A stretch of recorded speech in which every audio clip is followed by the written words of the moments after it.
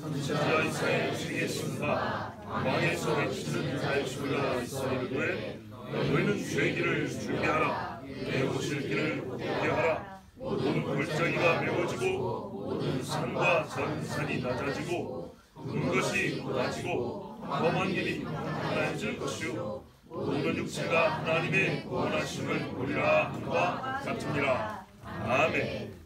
하나님 아버지, 너희는 이스라엘의 화평을 구하고 예루살렘의 평화를 구하라 했습니다. 주의 말씀대로 우리가 예루살렘의 평화를 구하고 하나님이 이스라엘에게 주신 복음을 듣습니다.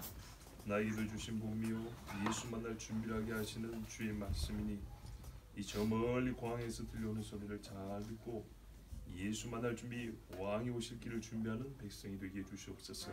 예수 그리스도의 이름으로 기도하옵나이다. 아멘.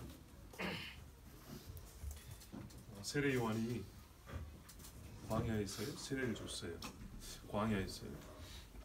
요단 강가에서 준 것이죠. 요단 강가는 광야지 도시가 아닙니다. 강변이 광야에 속하지 그거는 번화한 도시에 속하지 않습니다. 그래서 광야에 외치는 자의 소리면서 강가에서 세례를 주는 것은 거의 한 가지 일입니다.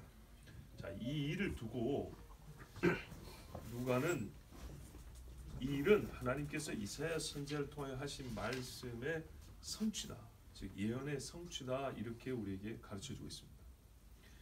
오늘 이 일은 누가복음에서뿐만 아니라 신약 성경 곳곳에 보면 이사야 40장의 말씀은 한 3번, 4번 정도 인용이 되어 나옵니다.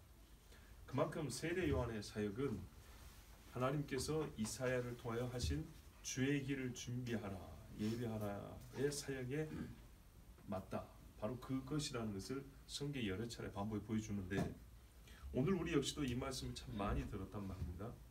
그런데 이제 많이 들었기 때문에 조금 이 말씀을 좀 더 분명하게 이해할 때가 됐죠. 분명하게.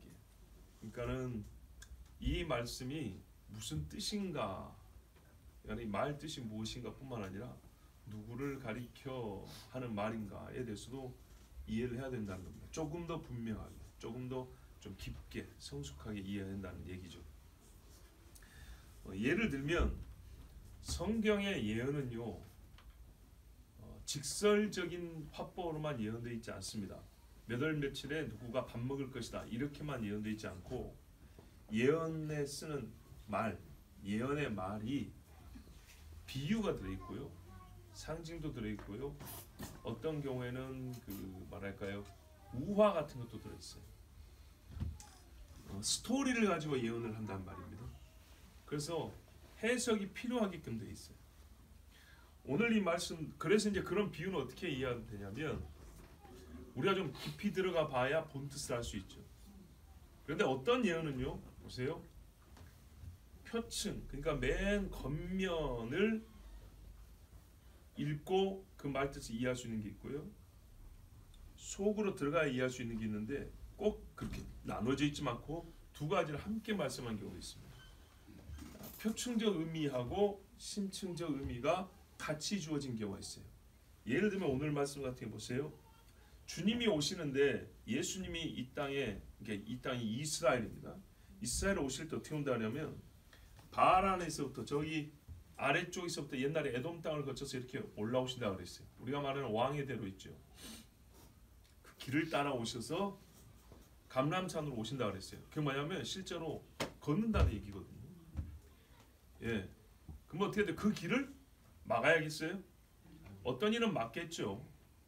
어떤 이는 못 건너게 골짜기를 파놓기도 하겠고 다리가 있으면 끊어놓기도 하겠죠. 그럼 어떻게 해야 되죠? 그 길을 다시 보수해야겠죠. 표층적으로는 그렇게 읽을 말입니다. 예, 그거를 무시하면 안 돼요. 왜냐? 예수께서 이 땅에 오실 때 하늘에서 임할 때는 구름 타고 오시지만 땅에 발을 디딘 다음에 뭐 한다면 전쟁하신다 그랬어요. 전쟁을 거쳐서 이스라엘을 구원한다 그랬어요. 공중에 떠다니는 게 아닙니다. 걸어다닌다는 얘기입니다. 그럴 때 주님이 걷는 그 길을 막으려 하는 자들이 분명히 있다는 이 말이죠. 주님이 앉으실 자리는 예루살렘 보좌입니다. 예루살렘이 공중에다가 뭐 환상으로 이렇게 그러니까는 빔을 싸가지고 그냥 그림만 만들어 놓은 게 아니라 진짜로 예루살렘 보지 않는단 말이죠. 누가 그 보좌를 빼버리거나 더럽히거나, 그거를 우리 신자들은 어떻게 해요? 막아야겠죠. 아니면 보수해야겠죠. 그래서 이 말씀을 순전히 영적인 의미로만 읽을 것이 아니고, 다 물론 영적인 사건이지만은 육의 문제와 물리적인 현상과 사건과 무관하다. 지리적인 이야기인데 이게 지리적인 이야기, 지형의 문제하고 무관하다. 그렇게 보면 안 된다 이 말입니다. 가장 기본적으로 예수께서 육체로 이 땅에 오시기 때문에 그 육을 가지고 행하시는 모든 일에 실제로 소용되는 일들, 필요한 조건들을 준비자는 갖춰야 되죠. 예수님 식사 초대했으면 밥을 준비해야 되는 것처럼, 발 씻을 물을 준비해야 되는 것처럼, 그가 예루살렘으로 오신다면 오실 길을 준비해야 되는 거죠. 자, 이렇게 표층적으로 우리가 이해하는 겁니다. 두 번째는 요한이 사람들에게 회개 세례를 주는 것을 보고 지금 이야기했어요. 그러면 이 말씀은 동시에 뭐예요? 비유적인 표현이죠. 길을 잘 닦아야 편하게 올 수 있는 것처럼, 목적지에 순적하게 도달할 수 있는 것처럼 예수께서 이 땅에 오셔서 사람의 마음에 들어가고자 한단 말입니다. 그러면 사람의 마음을 하나의 길로서 비유적인 표현을 하면 그 길을 어떻게 하라는 얘기예요? 닦아야죠. 펴야죠. 깊은 것은 메꿔야 되고 높은 것은 낮게 해야 되고, 너무 경사하지면 안 되겠죠. 길바닥에 돌이 이만한 것들 있고 가시밭길 있으면 치워야겠죠. 자, 이런 의미로 심층적으로 예수를 만나는 것은 우리가 길과 길에서 다리 위에서 둘이 만나는 게 아니라 여기서 만난다는 거죠. 그래서 여기서 길은 속으로 들어가면 사람의 마음을 준비하는 작업이라는 것을 알 수가 있습니다. 또 예언은 이렇게 표층과 심층으로만 나누는 게 아니라 시간적으로 나뉩니다. 이 말씀이 예수님의 초림 때 쓰여진 말씀입니다. 그런데 제가 아까 어떻게 했어요? 표층적으로 물리적인 길을 준비하는 것도 필요하다 할 때 재림 이야기를 했어요. 그렇죠. 예수님이 이 땅에 한 번만 오신 게 아니라 두 번 오세요. 처음 올 때 인간들은 속죄하러 오신 예수님을 거부했지만 마지막에는 성경에 분명히 얘기하기를 더 거부를 합니다. 왜요? 끝이니까. 기회가 없는 심판하러 오시기 때문에 이제 이 세상은 예수님을 거부하게 되어 있습니다. 거기다가 이스라엘에 대한 문제에 있어서 예수님이 종결하러 옵니다. 역사가 진행될수록 여러분, 이스라엘은 예전보다 훨씬 더 핍박을 많이 받는 경향을 보여줍니다. 성경에서 여러분 이스라엘이 많은 고난을 겪었지만 잘 구분해서 이해해야 돼요. 우리나라도 고난을 많이 겪은 나라입니다. 그래서 이게 핍박이었습니까? 핍박인가요? 아니죠. 핍박을 정치적으로 지금 제가 성격적인 게 아니라 신앙적 성격을 준 겁니다. 우리가 신앙적으로 핍박을 당한 민족입니까? 민족이 아니라 그런 사람들은 있죠. 그러나 민족 단위로 이 민족은 무엇을 믿기 때문에 하고 핍박을 하고 고난을 준 경우, 그런 경우 우리나라는 아직까지는 없습니다. 근데 이스라엘은요? 있습니까? 언제부터요? 언제부터요? 말하자면 이스라엘이 하나님의 백성이기 때문에 핍박을 받게 된 시점이 언제냐고요? 애굽에서입니까?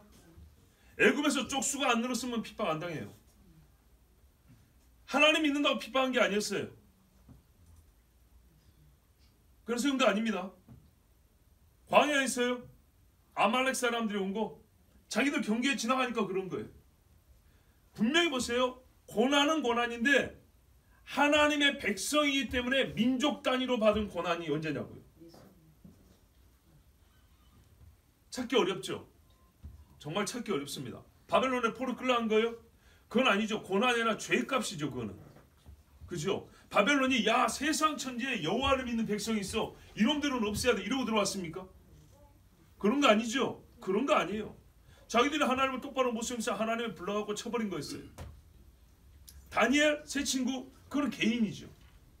민족 단위로 이스라엘이라기 때문에 하나님의 이름을 가진 민족이기 때문에. 지금은 그렇잖아요. 이란이 보세요. 이스라엘이라는 나라 자체를 없애버렸다 그러죠. 현대는 그래요. 중동 전쟁 1차부터 4차까지 왜 일어났죠? 이스라엘이 여기 있는 게 싫은 거예요. 그냥 우리와 종교가 다른 인간들이 여기 있는 게 싫은 거죠. 아니 구약 성경을 공유한다고 하지만서도 그 말뿐이고 진짜 신이 다르기 때문에 이 다른 신을 믿는 애들이 싫은 거예요. 같이 사는 게 싫은 거예요. 자, 그래서 성경에 보면 좀 더 세밀히 찾아봐야겠지만 얼른 눈에 딱 들어온 사건이 있어요. 하만이 유대인을 다 죽이려고 한 거. 그때 뭐라 그랬어요? 아수에로 왕이요, 우리와 법이 다른 종족이 하나 있는데, 이렇게 했어요. 그 법이 다른 것을 대표하여 보여준 인간이 모르드게지만, 가만 보니까 모르드게가 왜 그랬냐 하니까는 법이 다른 거예요. 법이.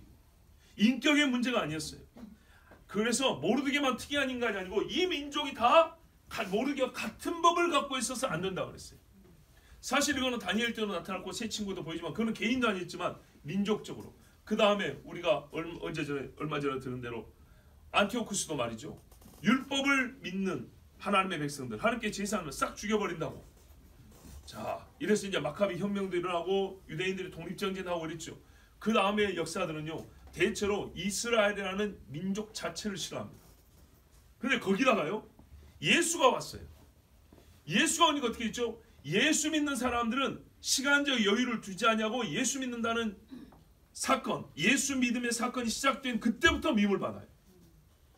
그렇게 됐죠. 아브라함과의 약속의 시점부터 아브라함이 핍박을 당한 게 아니에요. 이삭이 아브라함의 아들이라고 그때부터 아들이라는 것 때문에 핍박을 당한 게 아니었어요. 가만 보면 다른 이유가 있어요. 물론 표층적인 이유를 지금 말하는 겁니다. 심초라면 마귀가 알고 있기 때문에 사람들은 자기가 왜 이삭이 믿고 왜 야곱이 미운지 모르지만은 죽이고자 하고 뭔가 일을 하겠죠.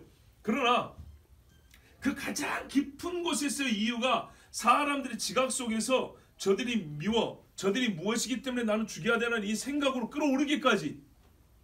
그래서 마귀가 생각한 그 가장 깊은 데의 음모에서부터 사람들의 감정에서 이스라엘이라는 자체가 미워, 하나님을 섬기는 것 때문에 나는 싫어 라는 여기까지가 통합이 돼가지고 이스라엘 민족이 핍박을 받기까지 시간이 꽤 많이 걸렸어요. 아담의 후손들을 마귀는 미워하지만은 주변에 있는 사람들은 마귀의 깊은 뜻을 잘 모른다고요. 우리가 하나님의 깊은 뜻을 모르는 것처럼 마귀의 깊은 뜻을 세상 사람들은 잘 몰라요. 그러나 그 마귀의 깊은 뜻이 사람들의 본성에, 성격에, 그들의 사상에 물들어서, 예를 들어서 공산주의 사상에 물들어서 예수 믿는 사람 다 죽여버리기까지, 이렇게까지 올라오는 시간이 걸렸단 말입니다. 그래서 이스라엘이라는 민족이 하나님의 법을 가지고 있기 때문에 저것들은 없애야 된다, 여기까지 오는데, 마귀는 처음부터 그 생각을 했지만 사람들이 마귀와 똑같은 지식을 가지고 그런 감정을 할 때 시간이 좀 걸렸다고요. 그게 본격적으로 들어간 게 하만이 유대인을 죽이고자 하는, 거기서 보면 법이 다르다는 이유로 민족을 없애야 됩니다, 여기서 나타난다고요. 그런데 이제 예수님이 오고 나면 어떻게 해요? 하나님의 계시요, 하나님의 진리가 직접 와버렸잖아요. 그러니까는 지금은 어떻게 합니까? 모든 민족 가운데 예수 믿는 자는 죽여야 한다. 처음부터 그렇게 시작을 했죠. 다만 하나님께서 우리에게 은혜를 주사 소위 인간들의 인격을 계몽의 어떤 덕도 좀 있습니다. 그래서 법적으로 종교를 자유롭게 하고 좀 보호한다 하지만 심적으로는 예수 믿는다는 것으로 말미암아 전 세계 모든 사람은 미움을 받습니다. 하나님의 법을 갖고 있다는 것 때문에 미움을 받습니다. 자요, 잠깐 옆으로 나갔는데, 그런 것처럼 우리가 하나님의 말씀이 시간적으로 똑같은 말씀이지만은 표층과 심층을 보는데, 시간적으로 똑같은 말씀이 2중 3중으로 반복하여 현실이 되고 적용이 되는 수도 있다 이 말입니다. 오늘 말씀이 광야에서 외치는 자의 소리가 왜 필요하냐면 예수를 만나야 되기 때문인데, 이거는 초림 때뿐만 아니라 재림 때는 더 진지한 상황이죠. 그때도 어떻게 해야 되죠? 예수님이 오실 길을 예배하는 자가 있어야 하고, 그래서 요한계시록은 두 선지가 나오고요, 그들이 외치는 소리도 사실 똑같습니다. 회개하는 천국이 가까이 왔다입니다. 예수가 진짜로 천국을 가까이 가지고 왔죠 이제. 그래서 하나님의 예언은 직설적으로 하나의 의미로만 주시는 경우가 있고, 단층적 의미를 주는 경우가 있고, 비유와 우화를 써서 표층과 심층을 나누는 게 있고, 시간적으로도 가까운 근접거리에서부터 먼 거리까지 두 번, 세 번 반복하여 주시는 말씀도 있다는 얘기입니다.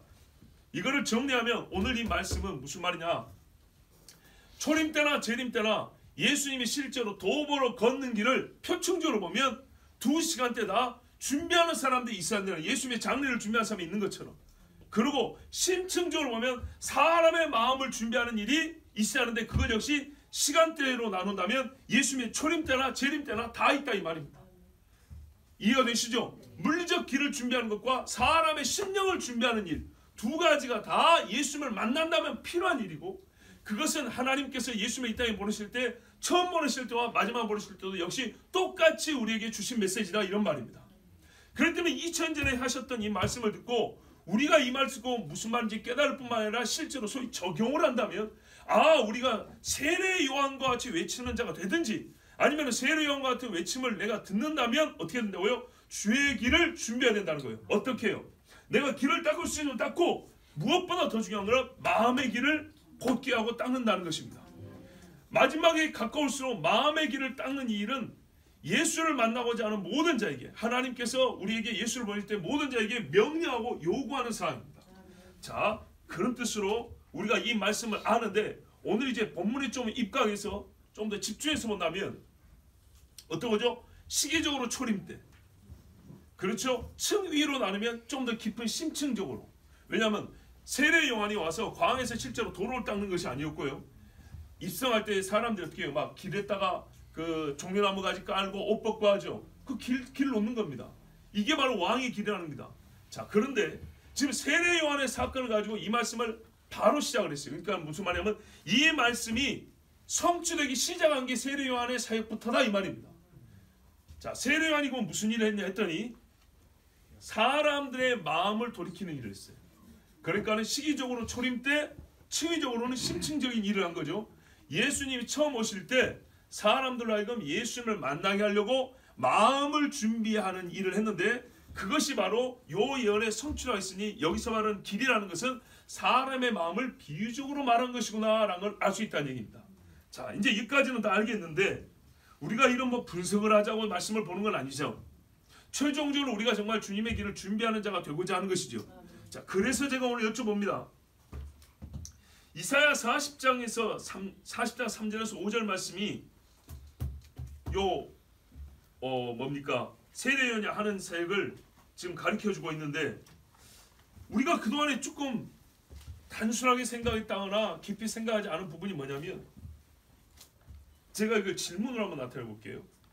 요 4절에서 6절이 이사야 40장 3절에서 5절 말씀인데, 이게 다 요한이 할 일을 기록한 것인가요?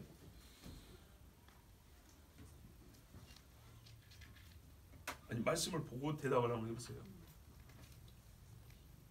이게 다 요한이 할 일입니까? 다시 말하면 요한에게 하라고 이사야가 나중에 광야에 외치는 자의 소리가 오면 너 이 일을 해야 한다고 사역 내용을 미리 적어놓은 것입니까? 업무사항을 적어놓은 거냐고요? 아니에요. 이거 세례 요한이 하는 일 아닙니까?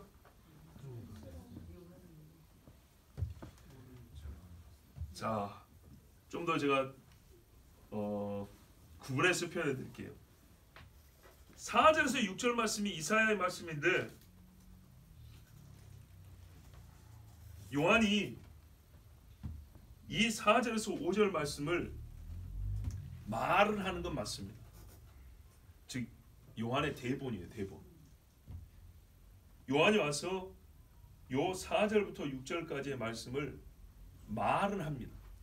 말은 하지만 이 말한 일을 본인이 다 하는 것이냐, 말한 자기 일을, 자기가 할 일을 기록한 것이냐면 그것은 아닙니다. 요한이 하는 일을, 요한이 하는 말과 요한은 하는 일이 중첩되는 부분은 첫 줄뿐입니다. 보세요. 광야에 외치는 자의 소리가 있어 이르되, 요 다음 부분입니다. 너희는 주의 길을 준비하라, 그의 오실 길을 곧게 하라. 이게 요한이 외치는 말입니다. 이게 요한이 외치는 말이면서 동시에 요한이 지금 하고 있는 일입니다. 자, 오늘 아침에 좀 어려운 말이 될 수 있는데 다시 보세요. 자, 4절 한번 보세요. 이사야 본문을 보면 더 좋지만은 같은 말씀이니까 4절 보시면 이러잖아요. 광야에서 어떤 외치는 자가 소리를 지를 것인데 그가 뭐라고 말하냐 하면 너희는 그러잖아요. 너희는 주의 길을 준비하라. 그의 오실 길을 곧게 하라. 이렇게 외친다는 거예요. 이게 외치는 자는 광야에 있는 사람이 맞아요. 근데 길을 준비하는 자는 누구라는 거예요? 너희예요. 너희. 그러니까 외치는 자가 아니고 이 외침을 듣는 자인 거예요. 듣는 자. 듣는 자가 길을 준비하는 거예요. 야, 여기서부터 우리가 좀 뭐가 달라지죠? 그냥 요한이 길을 준비하고 요한이 막 주의 길을 곧게 하는 이 외침, 회개하라 천국에 가까이 왔느니라가 길만 들고 막 준비하는 그 과정으로 생각을 했는데 사실을 보면 달라요. 자, 그 다음에 보십시오. 이게 선포예요. 너희가 주의 길을 준비하라. 그의 오실 길을 곧게 하라 그랬어요. 이 명령이죠. 근데 5절부터 6절은 명령이 아니에요.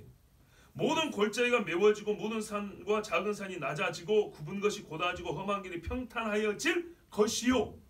예언이에요. 미래에 있을 일입니다. 짧은 미래에 있을 일을 말해준 겁니다. 이런 일이 있을 거다. 모든 육체가 하나님의 구원하심을 보리라 입니다. 그러니까 요한이 와서 모든 육체의 하나님을 구원을 보여준다거나 요한이 와가지고 막 그 높고 낮게 막 한다거나 이런 말이 아니고 말씀의 뜻은 쉽게 말하면 이런 거예요. 요한이 와서 곧 주님 오신다. 주님 맞을 준비를 해라. 그런 거예요. 그 주님이 와서 높은 것은 낮게 할 것이고 낮은 것은 높게 할 것이고 굽은 것은 펼 것이고 그래서 너희가 주의 영광을 볼 것이다. 그 영광을 볼 준비를 해라. 이렇게 외친다는 겁니다. 굉장히 명료해졌죠. 이게 요한의 메시지예요. 그래서 4절부터 6절까지는 요한의 대본은 맞아요. 그런데 요한이 이게 다 자기 할 일이냐? 아니라는 거죠. 요한이 할 일은 말 그대로 요거를 외치는 일이었어요. 그래서 소리에 소리. 주제어는 너희는 주의 길을 준비하라. 그의 길을 곧게 하라 입니다. 히브리식으로 하면 여기서 그라는 게 뭐냐면 주는 하나님을 가리켜요. 이게 너희의 주가 오는데 하나님 본인이 온다 이런 말이에요.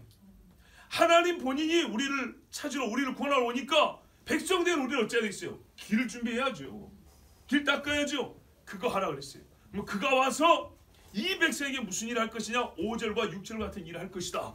그러니까 너희는 준비하라 이런 말입니다. 그래서 요한의 말에는 선포와 즉 명령의 선포와 예언의 가르침이 함께 들어있습니다. 그런데 여러분 이렇게 알면은 백성들이 준비를 할 수 있을까요? 이 백성들이 실제로 길을 닦고 스스로 자기 마음을 왕이 오실 길을 이 마음 안에 만들 수 있을까요? 불가능하죠. 그래서 요한은요 자기가 외치고 명령하고 예언한 일을 예수께서 오셔서 하실 것인데 친히 준비를 합니다. 준비를 도와주는 거예요. 준비를 도와주면서 본인도 역시 하나의 백성으로서 준비를 하는 것이죠. 사역자로서 준비를 하는 겁니다. 일반 백성은 청중으로서 백성으로서 준비를 한다면 요한은 하나님 앞에 사역자적 준비를 합니다. 똑같이 제사를 지내지만 일반 백성들이 제물을 갖고 오지만 제사장은 제사장의 직무를 하면서 하나님 앞에 제사를 지내죠.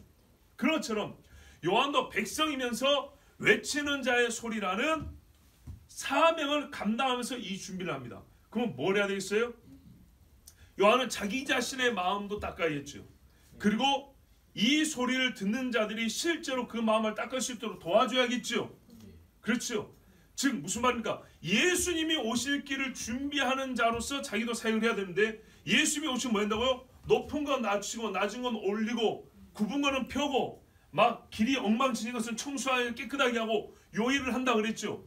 요 일을 백성들이 주님을 만났을 때 수월하게 하실 수 있도록 그들의 마음이 조금 더 정리돼서 주님을 영접할 수 있도록 준비시키는 일. 그래서 요한이 회개의 세례를 주는 겁니다. 지난 시간에 들었죠.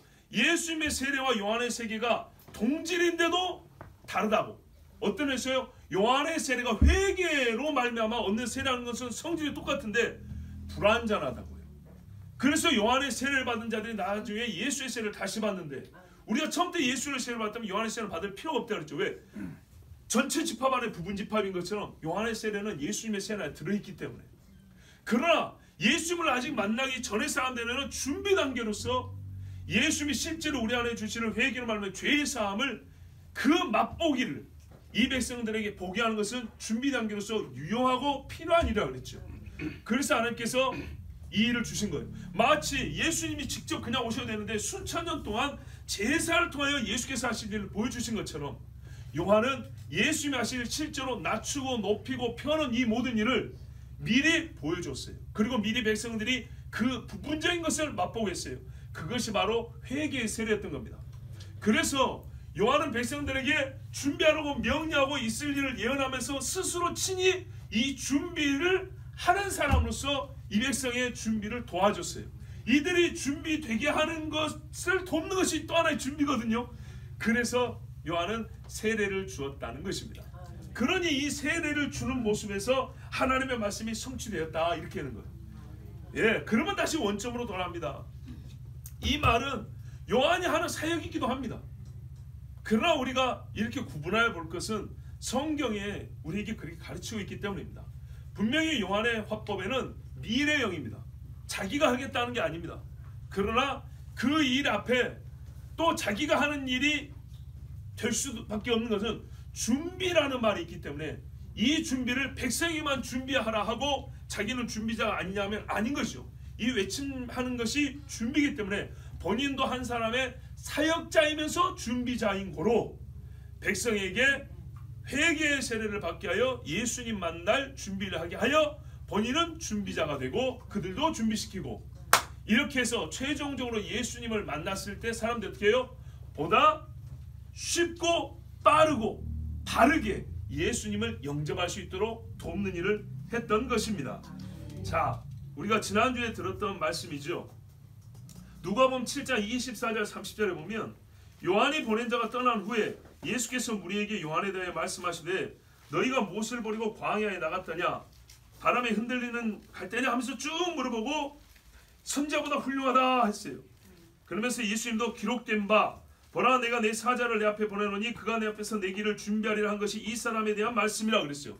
그러니까 요한도 준비하라 명령했지만 본인도 준비를 했다 그 말입니다. 이 메시지를 증거하는 것이 준비였고 회개세를 준 것이 준비했어요. 그러면서 요한도 준비를 했는데 그 결과가 뭐였어요?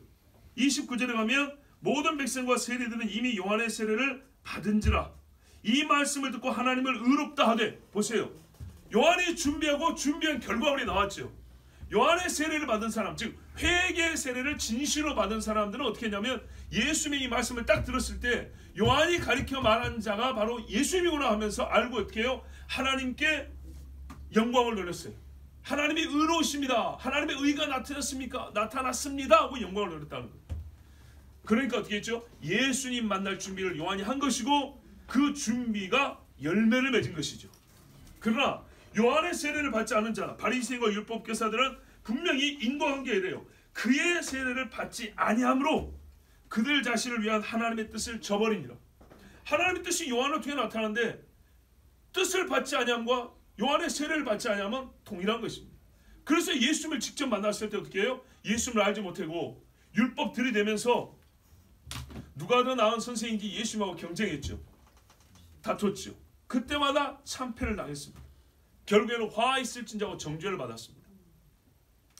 자, 이리하여서 요한의 이 외침을 듣고 준비한 사람들은 끝내 어떤 결과를 맞이하냐? 6절 지금 이미 누가복음 7장에 봤지만 하나님의 구원하심을 본다 그랬어요. 예, 하나님의 구원하심을 본다. 여기서 모든 육체가 그랬는데 모든 육체가 본다고 해서 모든 육체가 구원을 받는다는 얘기는 아닙니다. 자, 모든 육체가 우리 가운데 나타난 하나님의 구원을 볼 수 있어요. 역사 가운데 나타난 하나님의 아들이 왔다는 것, 그 십자가에 달린 것은 우리 가운데 있었던 일에 대해서 알 수 있어요. 엠마오 마을로 가던 두 제자가 아니 요 근자에 우리 가운데 있었던 일을 당신만 모르느냐? 아 나사렛에서 온 선생 예수가 있는데 그는 의로운 자들 십자가에 죽지 아니하였나 그랬죠. 우리 가운데 일어난 하나님의 구원, 하나님의 이 아들이 와서 구원하신 것을 역사적으로 우리는 알 수 있지만 중요한 거는요. 이 6절에 나오는 모든 육체 하나님의 구원하심을 보리라가 진짜 나의 것이다 했죠. 그럼 어떻게 돼요? 자기 가운데 예수님을 영접하는 일이 있어야 돼요. 자기 가운데. 그래서 비유적으로 길로 나타내면서 길을 곧게 하라 그랬어요. 우리가 하나님께 나가는 길이 있지만은 문제는요, 우리가 길이라는 게 항상 한 가지 경우만 쓰이는 게 아니거든요. 주님이 우리에게 오는 길이 있단 말이죠. 근데 우리가 그거를 막아요. 이런 일을 하지 말고 이제는 모든 것들을 다 예수님께로 개방하는, 길을 여는 그런 사람들이 되어야 한다고, 이것은 어제나 오늘이나 필요하다고 하나님께서 말씀하십니다. 지금도요, 이 초림의 예수를 만나야 할 분들이 있습니다. 즉 십자가에 달린 예수를 모든 사람은 먼저 만나야 합니다. 그렇다면 오늘 이 메시지가 바로 그분들을 위하여 주신 말씀입니다. 요한의 말을 직접 들었던지, 아니면 요한과 같은 사람들, 요한과 같은 메시지를 주는 사람들의 말을 들었던지, 어떻게 해야 되냐? 우리는 동일한 음성을 들은 사람들이기 때문에 주님 만날 준비를 도움받고 있다는 것을 알고, 나는 이 소리가 어디서 나오는 소리고 무슨 뜻을 갖고 있는 소리인지 분별하여 들을 것이며, 그래서 준비를 어떻게 해야 돼요? 높은 산은 낮아진다 그랬죠. 교만한 자는 자기를 낮출 것이고, 절망에 빠진 사람은 어떻게 해요? 메꿔진다, 골짜기가 메꿔진다 그랬죠. 메꿔지고요. 하나님과의 거리가 멀리 버린 자는 하나님께 가까이 나가기 힘쓰시고, 그것이 꼭 구원이라는 건 아니지만 이게 준비 작업이라는 겁니다. 심령을 가난하게 하고, 그래서 하나님의 음성이 들리는 곳으로 사람들이 광야에 나가시 가까이 가야 됩니다. 그래서 요한이 이제 뒤에 읽어보면 소위 도덕적인 가르침을 줍니다. 이 도덕적인 가르침들이라고 하는 거, 뭐 옷 나눠 입어라, 그렇죠? 뭐 받는 독을 족하게 이고 도둑질하지 말고 강탈하지 말라, 이런 말들이, 이게 보면 다 율법적 가르침입니다. 율법적 가르침이 왜 준비가 될까요? 율법은 죄를 정죄한다 했습니다. 회개의 세례, 순서가 좀 바뀐 것 같지만 회개의 세례의 전제는 뭡니까? 자기 죄를 인정해야 된다는 거죠. 그러면 죄는 뭐가 정의를 내립니까? 이것이 죄다는 걸 뭐가 정의합니까? 누가 판단합니까? 하나님이 하나님의 법으로 판단하죠. 그래서 가장 기초적인 것도 가르쳐 주는 겁니다. 즉 영적 안테나를 세워주는 거예요. 센서를 작동시키는 거예요. 그래서 내가 구원이 필요하구나, 내가 회개해야 될 인간이구나, 이거를 깨닫는 겁니다. 왜 복음을 전하는데 세례요한은 율법을 설교했는가? 성경의 구원의 원리를 보세요. 율법이 정죄하여 화로다 내가 망하게 되었소다 할 때에 하나님의 은혜를 찾게 있고, 그때 하나님의 비추는 빛을 바라보게 돼 있어요. 그래서 요한은 예수를 바라보게 하기 위해서, 율법이 예수를 지시한다는 것 같이 율법을 통하여서 사람들의 양심을 깨우고 죽었던 심령을 자극하여 그들이 얼마나 하나님으로부터 멀리 떨어져 있는지, 돌아갈 곳이 어딘지를 가르쳐 주되 능력 없음을 깨닫게 함으로써 예수 만날 준비를 시키는 겁니다. 여러분, 이제 주님 다시 오실 때에도 주님 만남 다르지 않습니다. 같은 주님인데 어떻게 다르겠어요? 요한계시록에 두 선지자가 이스라엘에서 3년 반을 외친다고 그랬습니다. 이스라엘에서만 외치네요. 여러분, 너희가 무엇을 보러 광야로 갔더냐? 만나고 싶으면 이스라엘 비행 타고 갈 수도 있습니다. 그런데요, 이제는 옛날과 달리 요한에 대한 소문이 들려온 것처럼 휴대폰만 켜도 볼 수 있을 겁니다. TV만 켜도 희한한 두 사람이 나타났고 이스라엘을 3년 동안 시끄럽게 한다고 그런 방송이 나올 겁니다. 누가 모르겠습니까? 요한 한 사람만 광야에서 왔다 갔다 해도 이스라엘이 시끄러운데, 두 선지자가 세상에서 제일 시끄러운 동네, 가장 문제 많은 동네에 예루살렘에서 3년 반을 들쑤시고 다니는데, 요나가 니느웨 와서 한나절 들쑤시고 다녀도 난리가 났는데 말이죠. 그걸 누가 모를 수 있겠습니까? 시끄러운 소리가 들릴 겁니다.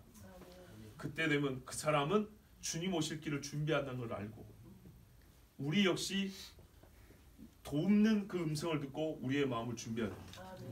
하나님 뭐라는가? 세상이나 세상에 속한 걸 사랑하지 말고, 말세에 부활해 하지 말고, 이 세상의 음란과 악함을 버리고 포악함을 버리고 노아의 때를 기억하라고 했습니다. 하나님이 평상시에 허락하신 복이라 할지라도 그 평상의 복이 죄로 끌고 가는 미혹과 유혹거리가 될까 싶어 조심조심하라는 얘기입니다. 우리가 참 많이 들었던 말씀인데 처음 듣는 분들도 있어서 한 번 더 말씀드립니다. 예후가 이세벨을 죽였습니다. 예후는 그거 했습니다. 근데 예후의 집에서 4대 왕이 나왔는데 예후 밑으로 그 자식들은 다 엉망진창입니다. 근데 예후와 함께 사역을 했던 사람이 누굽니까? 여호나답입니다. 예후가 이세벨 죽으려 할 때 경건한 사람인 줄 먼저 알아봤어요. 여호나답이 말합니다. 당신 나와 뜻이 같으면 같이 가자고. 뭐하러 가는데? 이스라엘의 이 더러운 여자 이세벨을 죽이고 나라를 하나님께 깨끗하게 돌려드리고자 한다. 청소하려고 한다. 그러자고 같이 갔어요. 근데 여호나답은 어떻게 합니까? 예후하고 함께 궁에 있지 않냐고 예후와 그 뒤로 가까이 하지 않습니다. 그들은 별개의 삶입니다. 예후 집은 4대에 있다가 없어져 버렸다고 볼 수 있고요. 여호나답의 집은요, 북이스라엘이 망하고 예레미야가 사역할 때까지 그 집안은 남아 있습니다. 그리고 그 집안의 수가 많이 늘었습니다. 나라가 망했기 때문에 남유다로 피난을 왔는데 예레미야가 하나님의 명령을 받고 예레미야 35장에 보면 나오죠. 레갑 족속, 예호나답의 아들 레갑이란 말이죠. 그 집 족속을 좀 부르라 그랬어요. 어디로 해요? 예레미야가 제사장 출신이죠. 성전으로 부르라 그랬어요. 성전에 방이 여러 개 있는데 그 중에 한 방에 딱 놓고 그 집안 어른들 남자들 싹 모아놓고 포도주를 따라준 거예요. 사람들이 그러죠. 포도주는 음료수라고.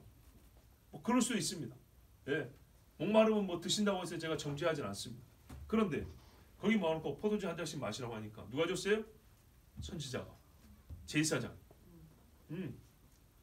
선지자이며 제사장이 정말 유명한 평생 30년 40년 동안 사역한 선지자가 마시라고 하니까 뭐 걱정할 게 있어요? 내가 그날 먹고 싶었는데 우리 집안 전통이 그래서 못 먹었다고. 아, 이참에 잘 됐다. 핑계대면 되잖아요. 예레미야 핑계대면. 아무나 안 마셨어. 하나님께서 뭐라 그랬어요? 봐라, 이 백성이 이 집안같이 말만 들으면 오죽이나 좋겠냐. 하나님이 내가 명령을 했는데 이 백성이 안 듣는다. 근데 여기 레갑 족속은 자기 아버지가 한 말을 지금 몇백 년, 어림잡아 200년이 지났어. 200년. 이렇게 듣고 있다.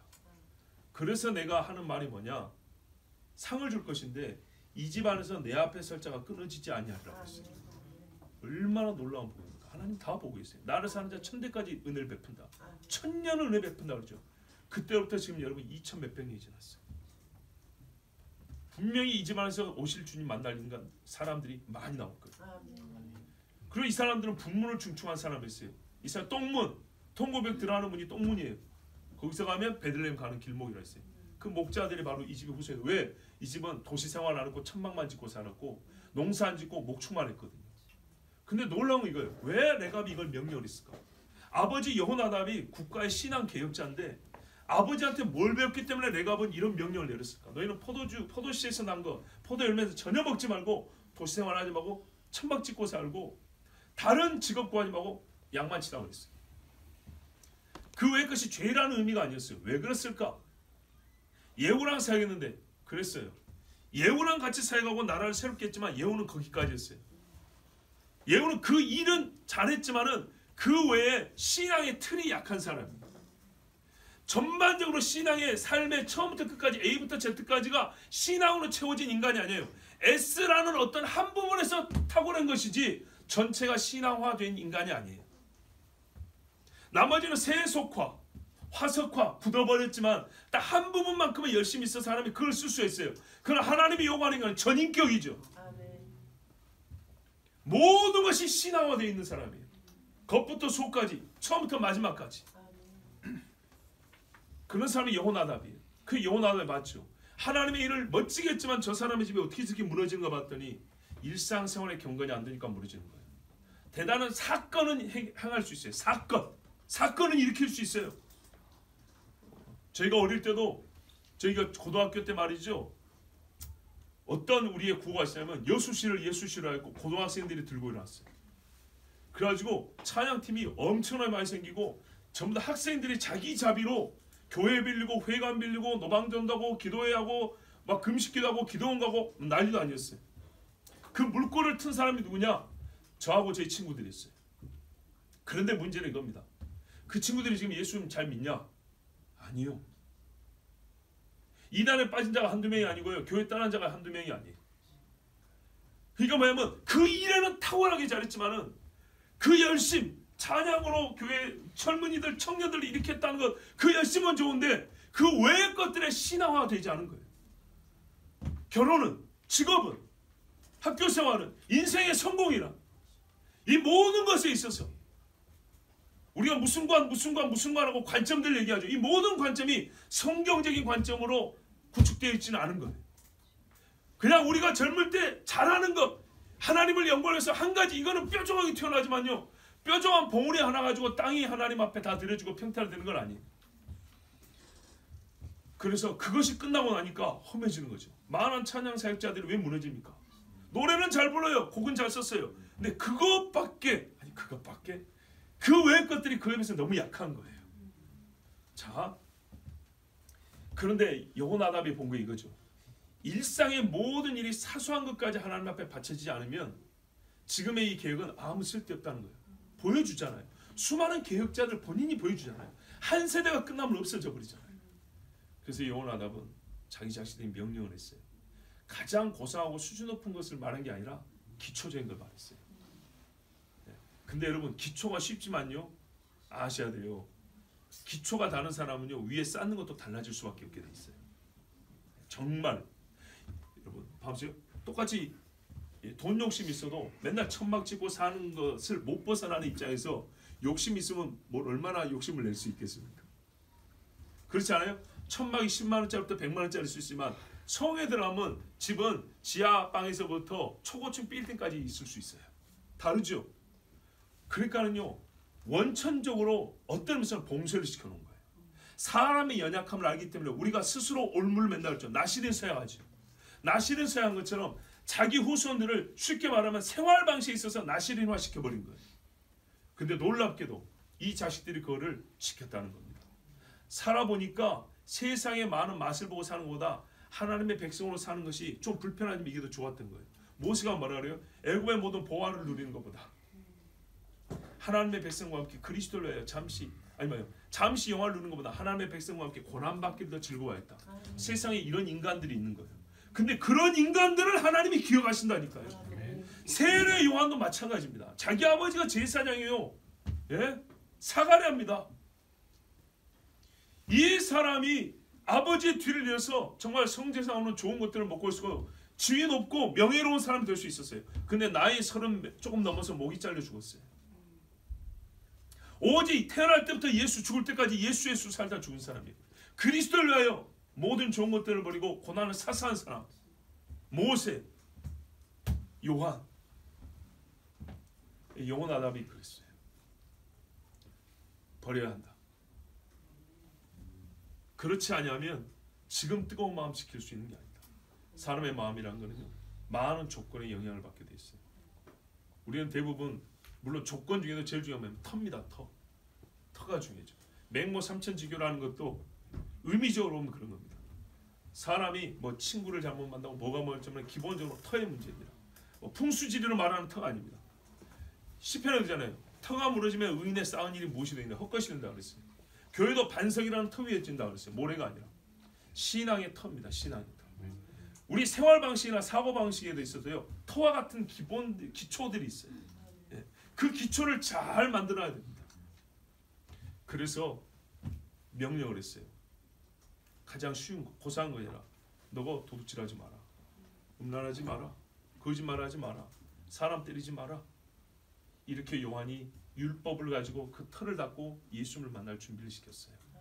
여호나답이 세월이 흐르면 반드시 이 백성이 타락할 줄 알고 지금의 개혁이라는 것이 얼마 못 가서 빛이 다 바랄 줄 알고 그 자기 자신 자손들을 깨끗하게 하기 위해서 가장 기초적이면서도 어떤 면에서는 소위 유식한 사람들 표현하면 원시신앙적인 모습이지만은 그것을 가르침으로써 이 백성의 거룩한 신앙을 지켰는데 그 결과는 무엇입니까? 정말 그리스도의 오실 길을 예비한 자들이 되고 그리스도를 만나는 자들이 되었어요.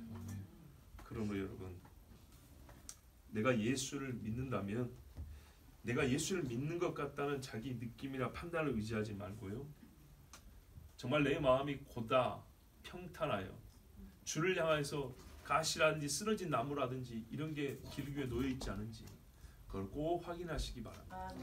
치워야 합니다. 마음을 정결케 하십시오. 흠과 티와 더러운 것이 있다면 씻으시고요, 생각의 악함과 지옥 불에서 나온 같은 입술의 악한 말들을 버리셔야 합니다. 그리하면 모든 육체가 하나님의 구원을 볼 것입니다.